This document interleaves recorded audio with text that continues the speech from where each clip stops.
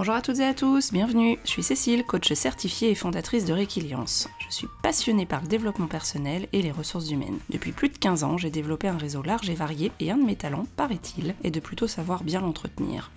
Avec Un pour tous, tous coachés, j'ai décidé de partager avec vous ces moments d'échange privilégiés que j'initie chaque semaine avec des professionnels passionnés, tous plus fascinants les uns que les autres. Et je me suis surtout dit que ce serait dommage de ne pas vous en faire aussi profiter. Ce podcast s'adresse à des super coachs, mais aussi à des managers, des professionnels des ressources humaines, en quête d'idées, avides de rencontres et de partage, qui n'ont pas forcément le temps de développer leur réseau et qui veulent quand même découvrir de nouvelles pratiques pour enrichir leur boîte à outils. Si vous avez vous aussi envie de dénicher de nouveaux trucs et astuces d'experts à travers des échanges authentiques et en toute bienveillance, vous êtes au bon endroit. À travers des regards croisés dans des environnements variés, je vous propose de rencontrer des personnalités alignées avec lesquelles nous partirons ensemble à la recherche de pratiques différentes et complémentaires en toute simplicité. Alors, à vos écouteurs, c'est parti pour de nouvelles découvertes. Bonjour Nadine. Bonjour Cécile. Bienvenue sur Un pour tous, tous coachés. Je suis ravie de t'accueillir aujourd'hui. C'est un épisode qu'on a prévu déjà depuis quelques semaines. Le rendez-vous est calé et c'était très intéressant et important pour moi aussi de t'avoir. Donc, je suis vraiment ravie que tu sois dans mes premières invitées puisqu'on se connaît depuis... alors, je fais mon rituel d'explication depuis quand on se connaît. 2 ans. Ouais, C'est à peu près ça. On a suivi la formation de coach au Centre international du coach ensemble. On avait le même pull. On était à côté.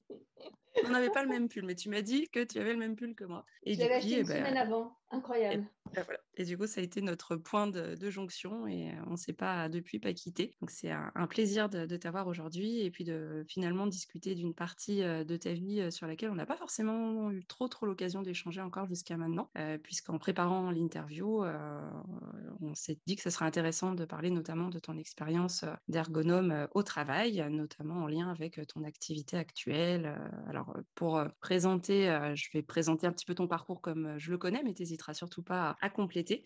Donc, du coup, parcours justement d'ergonome du travail. Tu as intégré une très grosse structure en France qui t'a permis d'évoluer sur des métiers très terrain au départ pour mettre en pratique ce que tu avais pu voir, on va dire, en cours et en théorie et l'appliquer. Puisque alors, Nadine, c'est une aventurière, il faut le savoir. Elle est très terrain, très pratico-pratique. Avec une boussole, elle peut aller là où elle a envie d'aller. Et c'est comme ça, du coup, que l'image que j'ai en tout cas de ta carrière et de ton évolution, où tu t'es donné les moyens de pouvoir évoluer. Et aujourd'hui, tu es consultante interne, coach interne également.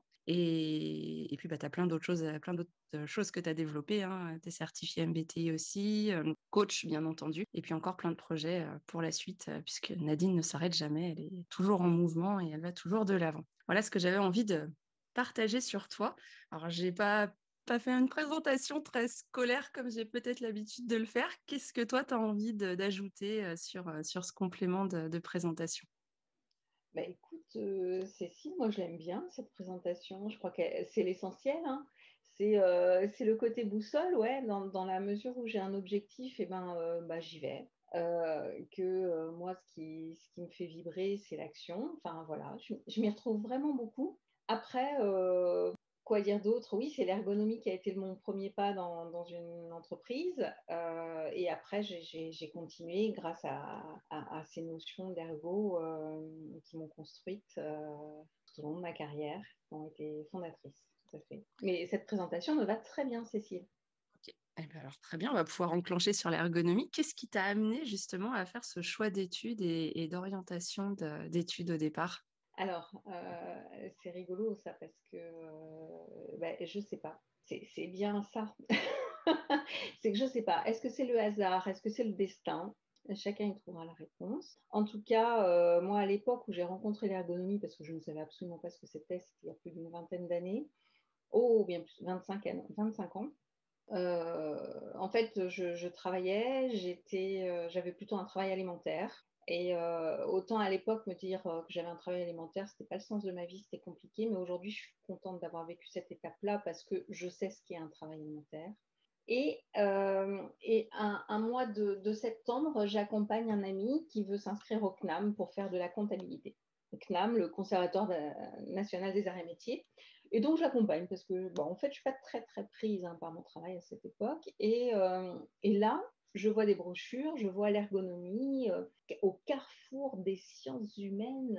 Oh là là, ça m'intrigue. Et donc, je m'inscris en ergonomie. Voilà, c'était à Nantes.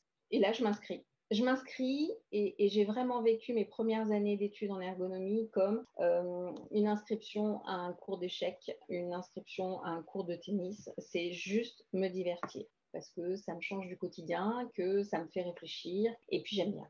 Voilà. Quand je suis ces cours, donc c'est du total hasard, hein, voilà. Et quand je suis ces cours, alors là, je deviens passionnée et je ne lâche plus.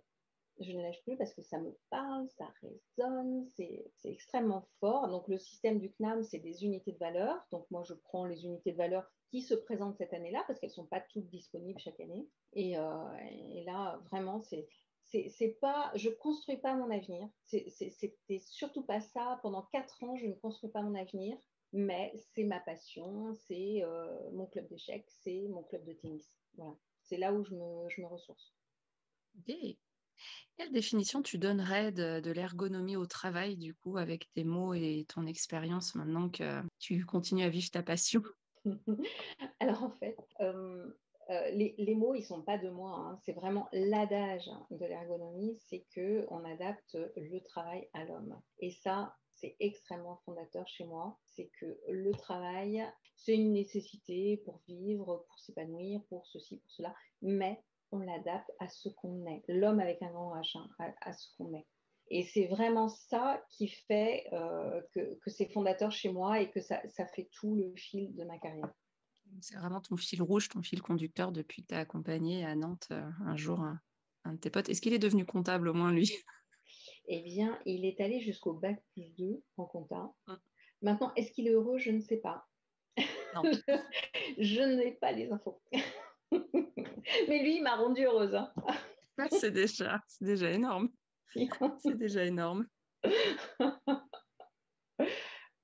Qu'est-ce que, comment est-ce que tu le mets en pratique? Parce que du coup, l'ergonomie, alors moi qui viens d'un cursus de psycho, notamment en psycho du travail, on nous avait parlé de l'ergonomie comme étant effectivement alors une science à la fois très complémentaire et à la fois qui était un peu, on va dire finalement méconnue. Alors j'ai l'impression que maintenant c'est un petit peu plus connu du grand public, mais qu'est-ce que tu aimerais nous partager comme exemple, comme sujet sur lesquels toi tu as été amené à travailler et où tu t'es dit c'est chouette d'être ergonome et j'ai vraiment apporté ma pierre à l'édifice? Alors, là-dessus, c'est assez étonnant. Alors, c'est très, très perso, la vision que j'en ai, parce que chaque ergonome aura... Je ne veux pas parler pour tous les ergonomes, je parle uniquement pour moi. Donc moi, j'avais déjà intégré une grosse entreprise française sans mon diplôme et quand je l'ai obtenu, cette entreprise m'a permis d'exercer le métier d'ergonome que j'ai exercé pendant 6 ans. Et là, je me suis régalée parce qu'en plus, elle m'a réservé des vrais, vrais dossiers d'ergonome pur. Enfin, vraiment, je me suis régalée en tant qu'ergonome. Mais ça, malheureusement, c'est presque quelconque puisque j'étais ergonome et j'ai fait de l'ergonomie. En fait, je pense que ce qui est intéressant, c'est de parler de quand j'étais pas ergonome, j'ai quand même fait de l'ergonomie. C'est ça qui me distingue et qui fait ce que je suis, je crois. Moi, je Euh, confirme. En fait, quand j'étais pas ergonome, j'étais ergonome. et Bye oui, Nadine. mais surtout, tu le dis pas. Tu le dis pas que tu fais de l'ergonomie. Tu dis pas ce que tu fais. Tu fais. Il y a un prof, moi j'ai bien aimé l'expression qui n'est pas neuve du tout, mais au CIC, dans notre école, le Centre international du coach, qui avait dit en fait, peu importe le flacon, pourvu qu'on ait l'ivresse. Et je crois vraiment que c'est ce que je faisais depuis des années. C'est-à-dire que atteindre l'objectif, ok, bingo. Après, comment je vais le faire? Je vais prendre mon chemin, et mon chemin, c'était souvent l'ergonomie. Donc, tant que j'ai été ergonome, j'ai utilisé les leviers de l'ergonomie. Et puis, rapidement, parce que j'appartenais à une très grosse boîte française, en fait, rapidement, les ergonomes ont disparu de cette boîte en disant réorganisation, il fallait que je fasse autre chose. Et là, on m'a dit, écoute, ma grande, qu'est-ce que tu pourrais bien faire? En quoi tu pourrais être utile? Et on m'a envoyé vers du management dans un secteur où j'avais beaucoup œuvré en tant qu'ergonome, puisque j'ai beaucoup travaillé sur les risques d'accidents mortels et tout ça. Donc, on m'a envoyé dans un secteur managérial très technique, vraiment très, très technique. Et moi, je ne suis pas une technicienne. Et là, donc, je quittais et l'ergonomie, ce qui donnait beaucoup de sens à ma façon de travailler, je devais devenir un manager alors que je ne l'avais pas fait, que j'étais jeune. Et donc, je me suis dit, waouh, comment je peux devenir un manager qui puisse faire progresser. Enfin, j'avais déjà cette idée que le manager était là pour faire grandir son équipe. Mais techniquement, c'est eux qui m'ont fait grandir, hein, il faut se le dire. Moi, j'ai fait une formation de 6 mois et eux, ils ont passé 20 ans dans ce domaine, donc je ne pouvais rien leur apporter. Et en fait, eh ben, l'ergonomie m'a apporté cette vision qui est que le management, je l'ai vu comme quelque chose où je devais travailler les contraintes, et on est vraiment là, adapter le travail à l'homme, travailler les contraintes, un, pour les gommer quand j'en ai le pouvoir, et deux, les comprendre pour les intégrer dans mes process. Et c'était vraiment mon leitmotiv, ma manière de m'engager dans ce management. Le deuxième point dans mon management, et qui m'a été apporté par l'ergonomie et ma vision, enfin ma façon d'être, c'était de soigner les relations entre les personnes pour créer une entité qui était le collectif. En ergonomie, le collectif a une entité, enfin est une entité, et, et on le soigne, ce collectif, comme une personne à part entière. Et en fait, ben voilà, je me suis retrouvée jeune, manager d'une équipe qui savait faire plein de trucs sans moi, et comment leur être utile. Donc j'ai travaillé ces deux leviers. Et ça a matché entre nous. À la fin, c'était un peu magique pour moi, mais j'ai eu le sentiment de leur apporter des choses. Donc c'était vraiment chouette.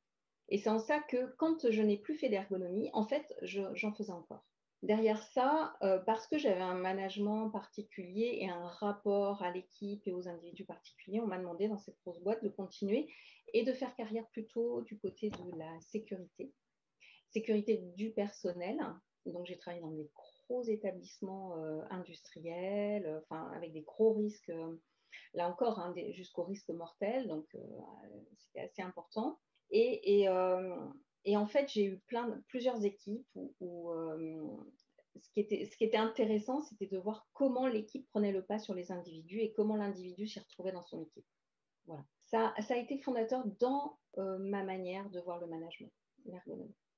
Donc, c'est une carte en plus, si je dois imager tel que tu le décris, tel que je l'ai entendu, une carte en plus dans tes outils, avec ta boussole, mais pas que, pour donner ta coloration de manager et pouvoir avancer avec les équipes sur les sujets qui t'étaient confiés.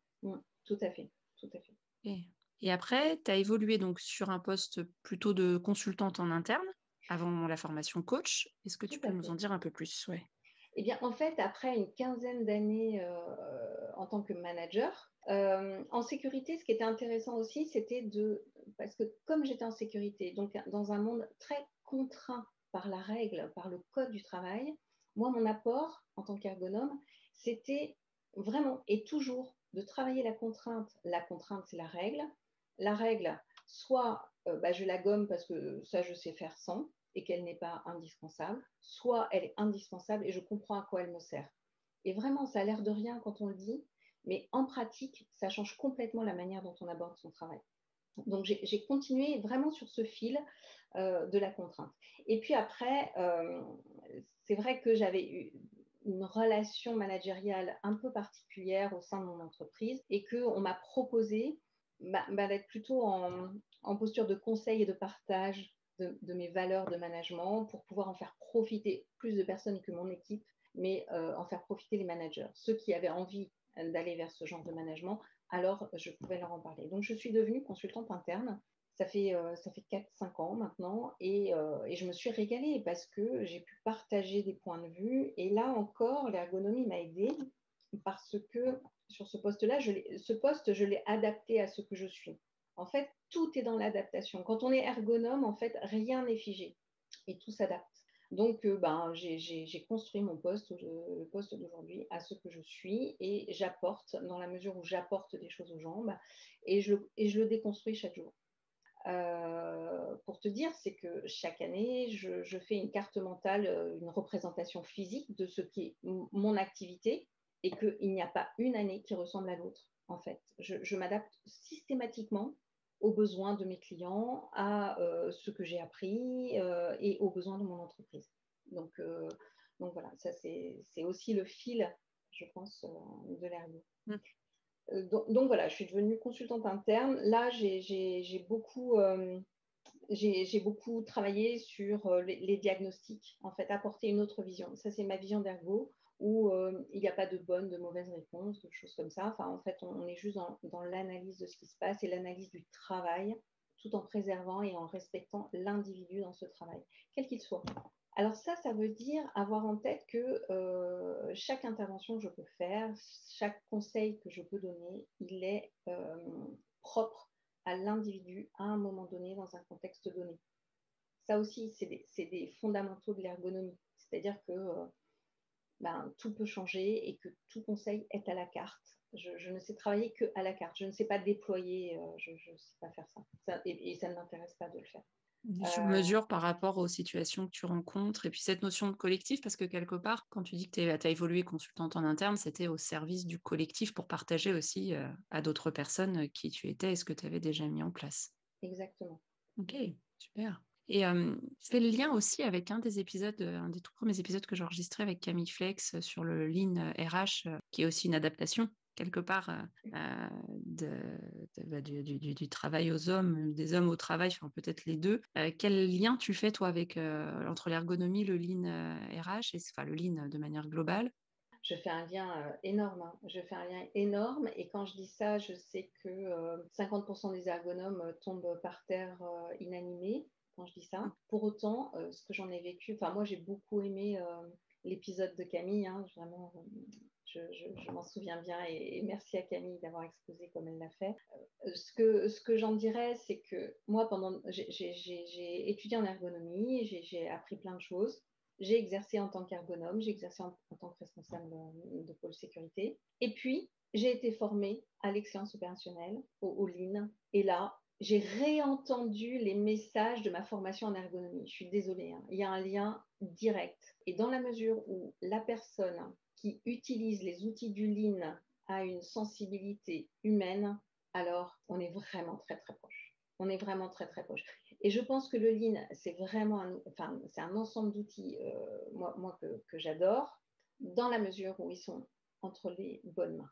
C'est-à-dire de gens qui ont la sensibilité humaine de se poser la question de comment fonctionne l'individu au travail. Et alors, c'est extrêmement puissant. À mon sens, c'est extrêmement puissant. Je les utilise régulièrement, personnellement.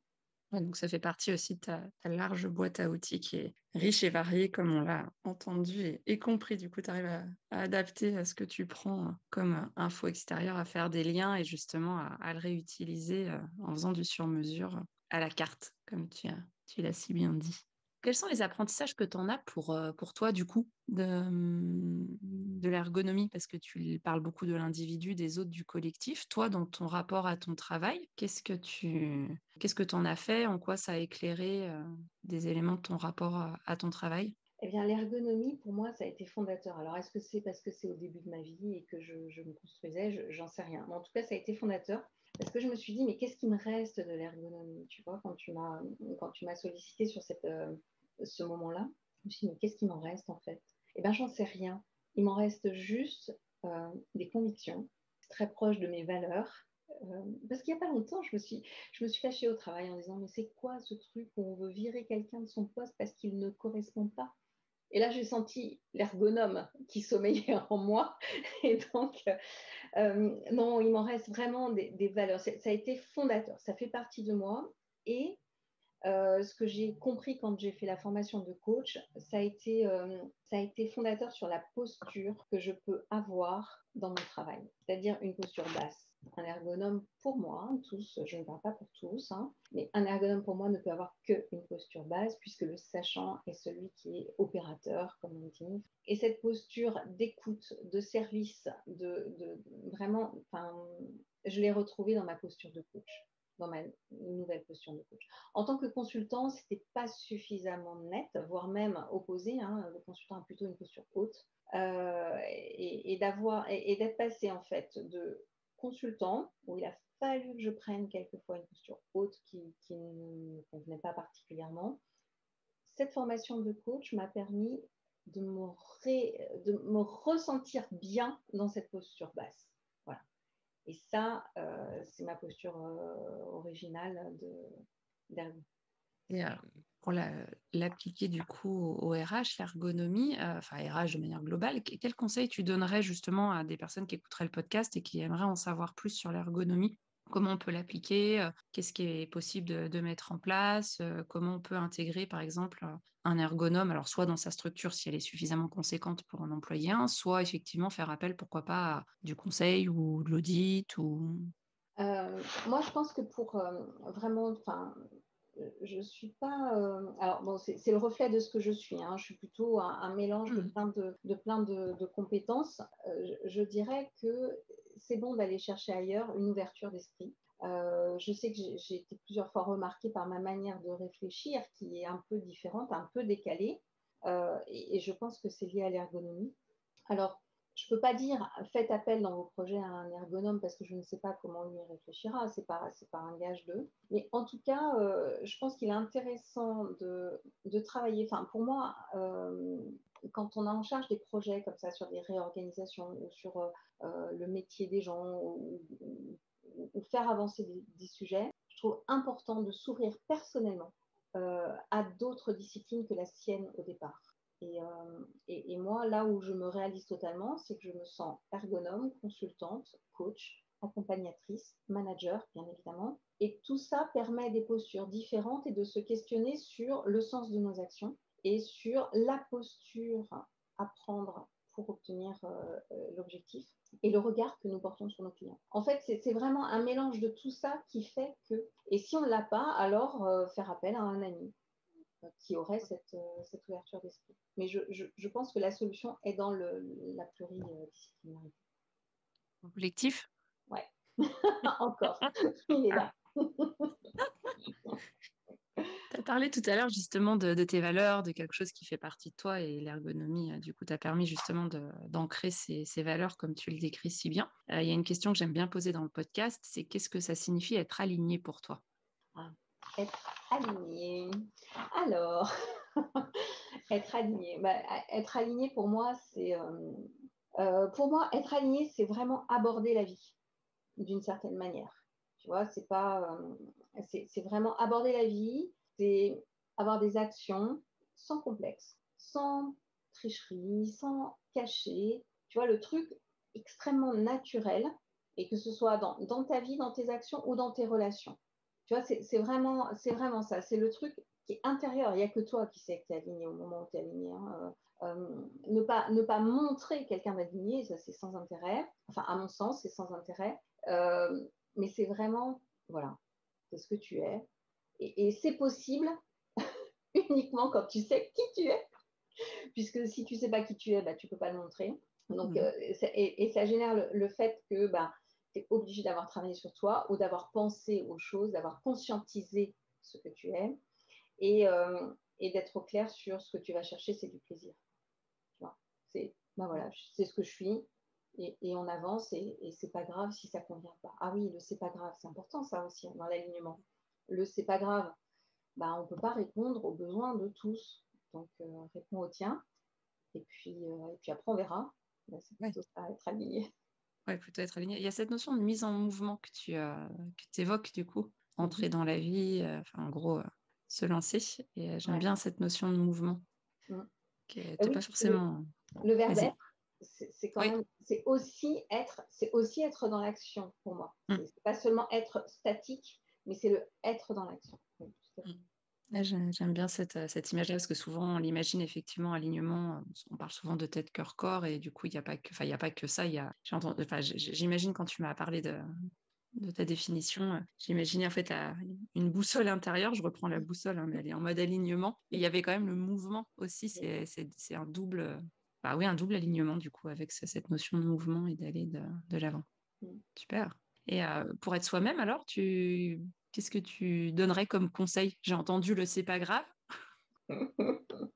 Tu peux pas répondre aux besoins de tout le monde, mais réponds déjà aux tiens. Là, je crois que tu me reconnais là. Carrément. Alors, le conseil pour être soi-même, donc être aligné, moi je reprendrais bien aussi l'image de l'alignement, tu sais, cette ligne qui passe de la tête jusqu'aux pieds, Oui. c'est une droite. Mm. Et moi qui suis extrêmement matheuse, j'ai envie de prendre la métaphore des points. tu vois, qui constitue la droite. Et, et en fait, être aligné, c'est quand tous tes points sont vraiment alignés. Et quand tes points ils sont asymétriques, et ben, tu ne l'es pas aligné. Alors, le conseil, quand tu vois la multitude de points que ça représente, j'ai vachement de mal à le donner. Et comme je te l'ai dit tout à l'heure, moi, je suis plutôt sur le conseil à la carte. Chaque individu a besoin d'un conseil à un moment donné dans un environnement donné. Et donc, ça m'est difficile de donner un conseil. Ce que je peux faire pour répondre à ta question, Cécile, c'est dire ce qui, moi, m'a aligné. Et partager ça parce que c'est l'histoire d'une vie quand même, c'est la quête d'une vie, hein, l'alignement. Et moi, il y a 2 points qui ont été essentiels, c'est écouter son corps, chose que j'écoutais absolument pas. Écouter son corps, les sensations, ce que fait une émotion dans ton corps, enfin, ce qui est agréable, pas agréable. Enfin, ça, c'est un vrai travail qui a mis des années. Et puis, la dernière découverte pour moi, ça a été il y a à peu près 2 ans où j'ai compris que j'avais un rythme propre. Et ça, c'est le Graal pour moi. J'espère que ça servira à quelqu'un. Mais en tout cas, moi, ça a été essentiel. Mon rythme, c'est vraiment ce que mon corps est capable de donner comme énergie et ce qu'a besoin aussi de donner comme énergie à un moment donné. Et ça, c'est que des sensations corporelles et ça, c'est vraiment l'alignement pour moi. Ouais, super. Alors, ça me fait un super lien parce qu'au moment où on enregistre, le 5e épisode n'est pas encore sorti. Mais lundi, il y a l'épisode avec Marie-Liesse qui parle justement notamment du cycle, du rythme. Comment est-ce qu'on Super. intègre le cycle féminin en milieu professionnel. Donc bon, là, ça fait un peu teasing parce que du coup, l'épisode sortira après celui de Marie-Liesse. Mais en tout cas, c'est un sujet qui est effectivement passionnant. Et du coup, merci de partager du coup cette expérience. Donc le côté comprendre ton corps et aussi comprendre le rythme et l'énergie que tu peux donner à un moment donné et te respecter dans ce rythme-là. Ça m'est venu spontanément parce que je pense que tu l'incarnes très bien quand on te connaît, de respecter ton rythme. Chouette. Et ton réseau alors, parce que du coup, pour tous coachés, j'ai aussi la question rituelle de comment est-ce que tu entretiens ton réseau. Ça, c'est un sujet qu'on a abordé assez vite, je crois, ensemble, de mémoire en plus, parce qu'on avait parlé justement le réseau où tu me disais, mais finalement, tu avais l'impression de ne pas avoir de réseau et finalement, tu t'es rendu compte, notamment dans la formation de coach, que tu avais un réseau. Tu l'entretenais à ta manière. C'est ce que j'en ai retenu de nos échanges. Qu'est-ce que tu peux nous en dire? Eh bien, écoute, oui, c'est vrai que moi, quand on s'est rencontrés, ça faisait 3 ans que j'étais à Lyon. Donc, j'avais le sentiment d'être une nouvelle, encore une nouvelle, et donc je n'avais pas de réseau. Autant la région précédente, j'étais en Normandie, bah, j'avais l'impression de connaître toute la Normandie, moi, mais là, à Lyon, je me sentais un peu seule. Et puis, au fur et à mesure des sujets qu'on a évoqués, en fait, j'ai réalisé que j'avais un réseau. Et ça illustre bien le fait de la manière dont j'entretiens mon réseau, c'est que je ne l'entretiens pas. Mon truc, c'est de ne pas l'entretenir, c'est que je suis plutôt authentique dans toutes les relations que je peux avoir. Après, ça crée un réseau, super. Ça ne crée pas un réseau, bah, tant pis. Moi, tant que j'ai du plaisir à rencontrer les gens, à évoquer des sujets, à parler de choses, voilà, avoir des pensées, avoir des attentions envers les autres, qu'ils en aient envers moi. Bon, les choses, elles se font extrêmement naturellement. Mais chez moi, dans mon réseau, il n'y a rien de mécanique. Je n'ai pas conscience du réseau. En fait, pour moi, c'est... Voilà, autant je te disais, tu vois, pour un collectif, c'est une entité. Mon réseau, c'est pas une entité. C'est vraiment plein d'individus et j'ai une relation avec chacun. Donc, alors, je crois que je suis une femme de réseau parce qu'à la fin, ça fait beaucoup de monde. Mais Oui, il me semble aussi. Mais en même temps, je n'ai pas un réseau un tel, un réseau ceci, un réseau cela. C'est extrêmement naturel. Ça va, je fais le lien avec ce que tu disais aussi sur la relation individuelle que tu as sur le conseil sur mesure avec une personne à un moment donné dans un contexte. J'ai plus l'impression, en tout cas, que c'est cette partie-là là, qui ressort sur ton réseau. Ouais. Et ça fait un collectif à l'arrivée, hein, À l'arrivée, ouais. mais plus avec une relation individuelle et interpersonnelle avec chacun. Tout à fait. Ok. Et question du coup aussi que je pose à la fin de chaque podcast, est-ce qu'il y a un livre que tu souhaites partager avec nous, que tu aurais lu ou que tu lis ou qui t'a inspiré, un livre qui te semble pertinent de partager avec nous ou qui te ferait plaisir, puisque la notion de plaisir est présente depuis le début du podcast, ton verbatim et dans ta manière d'être.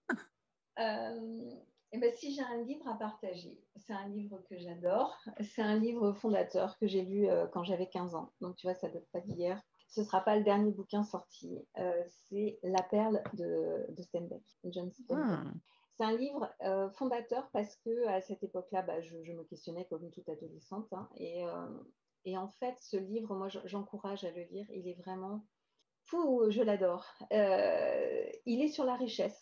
Qu'est-ce que la richesse, en fait? On peut se poser la question de qu'est-ce que la richesse. On pourrait le poser autrement, mais c'est moins joli. C'est est-ce que l'argent fait le bonheur? Mais je trouve qu'il répond à plus que ça. Il répond à c'est quoi la richesse pour moi? En fait, c'est l'histoire d'un village et d'une famille dans un village assez pauvre de pêcheurs. Et un jour, l'un d'entre eux trouve une perle. Et qu'est-ce que ça change? Ça change quoi dans la vie? Ça change quoi en tant que personne? Ça change quoi dans les relations aux autres? Et c'est moi il m'a bousculé ce livre quand j'avais 15 ans. J'ai plaisir à le relire régulièrement. Ça me fait. donc La perle de Steinbeck. Je crois pas que je l'ai lu, mais en tout cas, la thématique que tu y associes, je la trouve très, très belle et très métaphorique aussi, Mm, avec sa perle. Ouais, j'aime bien la notion de soit trouver une perle, soit la construire, peut-être, du tout coup. à fait. Tu as raison. Et moi, j'ai pour habitude dans mes ateliers en intelligence émotionnelle avec mes clients d'être plutôt à dire que chacun est un diamant, chacun est une perle. Tu vois, Mm. qui brille, le truc qui. Voilà. Et c'est intéressant d'aller chercher ce qu'il y a derrière. Ok, super, super. Et dans la continuité de ce qu'on s'est dit depuis le début de l'enregistrement, est-ce qu'il y a un sujet, un thème qui te semblerait pertinent qu'on puisse aborder dans un prochain épisode ou que l'échange qu'on vient d'avoir t'inspire pour une suite? Alors pour moi, là, le sujet que j'ai envie, alors, j'ai envie de partager avec toi le sujet que j'ai envie de travailler plus tard, dans les prochaines semaines, c'est l'assertivité. Je pense que d'un point de vue managérial, donc je travaille pour une société en tant que consultante et coach, j'ai ma société en tant que consultante et coach, et moi, mon sujet là, je sens que dans le conseil en management, dans le coaching, il y a besoin de creuser ce qu'est l'assertivité qui est une jolie qualité, mais qu'on peut travailler aussi. Et ça, moi, voilà, je suis en recherche, je me nourris de tout ce qui pourrait me permettre de partager ce sujet avec mes clients. Ok, donc l'assertivité, Mm. c'est un joli thème aussi qui tourne beaucoup autour à la fois de l'empathie, du relationnel avec les autres et effectivement comment développer, puisque tu l'as souligné comme étant une compétence. Et comme toute compétence, ça peut effectivement se travailler. Donc c'est Et qui ton... permet l'alignement, tu vois. On a aussi Ah, dans ouais. l'alignement. Mm, mm, Et mm, ça, mm. ça me fait dire que c'est la suite. Hein. Enfin, C'est la suite de... C'est là où ta boussole va, ouais, tout à fait. dans ta direction. Mm. Ok. Est-ce qu'il y a un point, un élément dont on n'a pas parlé qui te semblerait pertinent pour terminer et clôturer notre échange en lien avec ton sujet ou quelque chose que tu as envie de partager avec nous? Hum, non, pas particulièrement, je crois pas. Je pense qu'on s'est dit déjà plein de choses.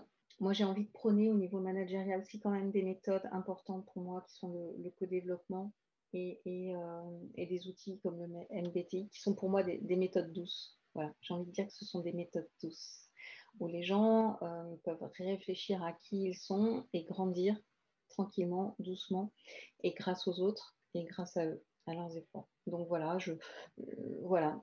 Peut-être que ça peut être d'autres sujets dans tes podcasts, Cécile. Ça. La notion ouais, du co-développement et puis du MBTI. D'ailleurs, tu fais du co-dev, du Oui. coup, Nadine, tu as été Mm. certifiée. C'est avec toi que j'ai appris le terme champagne et paillettes et que c'était pas juste un nom bling-bling, que c'était des vrais gens. C'est des vrais gens. Du coup, Tout à tu mets fait. en pratique et que tu utilises. Et pour toi, c'est un outil qui est très puissant. On a pu Exactement. en parler, puis j'ai pu l'expérimenter aussi. Et le MBTI, c'est plus récent dans ton cursus et dans ton parcours, mais c'est Mm. aussi quelque chose qui t'a marqué. Euh, Complètement. C'est un vrai bonheur. Si je peux prendre 2 minutes Bien sûr. pour expliquer l'intérêt que j'y vois, c'est que c'est un outil par le questionnement, c'est un outil qui nous permet de mieux se comprendre. Et ça, dans le monde du travail, mieux se comprendre, c'est comprendre ses émotions, comprendre ses réactions, comprendre ses comportements. Et de passer 3 heures avec quelqu'un pour réfléchir et discuter de tout ça, ça a une valeur incroyable. Quand je vois les gens avec qui je pratique, puisque je suis praticienne MBTI, je les vois grandir, je les vois, enfin, ce moment d'introspection à deux, il est fantastique et il est extrêmement payant pour la suite, pour eux, pour se poser et rebondir. C'est vraiment ça, rebondir. Et ça je suis très fan aussi. C'est une question qui me vient spontanément, parce que du coup, on a parlé des individus, on a parlé du collectif. Est-ce qu'il peut y avoir un MBTI applicable au collectif? Tout à fait. Tout à fait, Ah, puisque en tant qu'ergonome, il est tout à fait naturel de penser qu'un collectif est une entité. Donc, tu peux faire un profil de personnalité sur une équipe. C'est fabuleux. Hein. Enfin, j'ai hâte de le faire. Je ne l'ai pas encore fait. J'ai hâte. ouais. Ah, si jamais il y a une structure qui a envie de tester ou un groupe qui a envie de tester, je Je pense suis que là. tu es là et tu répondras Avec présente. plaisir. Ah, super, c'est hyper intéressant parce que du coup, tu vois, je m'étais jamais posé la question sur le MBTI ou d'autres tests comportementaux, enfin en tout cas sur la personnalité. Et alors, cela dit, je te dis ça, j'ai enregistré un épisode aussi avec Aurélien qui sortira après celui de Marie-Liesse, mais sur le disque et sur la Mmh. partie plutôt couleur, et on parle souvent de la coloration d'une équipe à un moment donné. Ouais. Et je m'étais jamais encore questionnée sur le MBTI, et pourquoi pas, Ah ouais, mais applicable à un c'est très chouette. collectif. C'est très complémentaire, hein. Le disque et MBTI sont complémentaires. Je pratique aussi le disque. Génial. C'est un bel outil et qui permet d'ancrer et chacun s'y retrouve dans le disque. C'est un très, très bel outil aussi. Ah, super. Je repars avec en plus voilà, une question, en tout cas une prise de conscience que j'avais pas forcément faite. Merci Nadine pour la De rien, c'est un prise de plaisir. conscience. Et question de coach, avec quoi tu repars, toi? Si je repars avec le MBTI version applicable au collectif, est-ce que tu as envie de... Mmh. Moi, je repars en réalisant que tout ce que j'ai fait dans ma carrière, je l'ai fait parce que j'avais envie de le faire. Et ça me donne envie de projeter ce que j'ai envie de faire dans l'avenir. Et il y a plein de choses qui sont très claires là dans ma tête. C'est super. Merci beaucoup, Cécile. Merci vraiment. Merci à toi. C'est un super moment d'échange, comme toujours. Et je suis vraiment ravie d'avoir abordé avec toi, du coup, le sujet de l'ergonomie. Je pense que c'était un des sujets qu'on n'avait pas forcément pris le temps de creuser, et je me sens beaucoup plus riche sur justement toutes les expériences à appliquer. Et je comprends encore mieux qui tu es aujourd'hui en ayant questionné cette partie-là de ton passé professionnel, mais qui est encore présent, puisque j'ai bien compris que c'était quelque chose que tu diffusais et infusais dans tout ce que tu mettais en place. Mm. Donc non, merci beaucoup. En tout cas, c'était un vrai plaisir de t'interviewer. Et puis, je Merci. te dis à très vite. À très vite. Merci encore. Au revoir. Merci d'avoir écouté l'épisode jusqu'au bout. J'espère que l'échange vous a plu. N'hésitez pas à aller sur la page du podcast Un pour tous, tous coachés sur le site www.requiliance.fr. Je compte également sur vous pour déposer vos 5 étoiles et votre avis sur votre plateforme préférée d'écoute. Cela permettra à de nouvelles personnes de découvrir plus facilement le podcast et d'agrandir la communauté. Encore merci et à très vite pour de nouvelles aventures.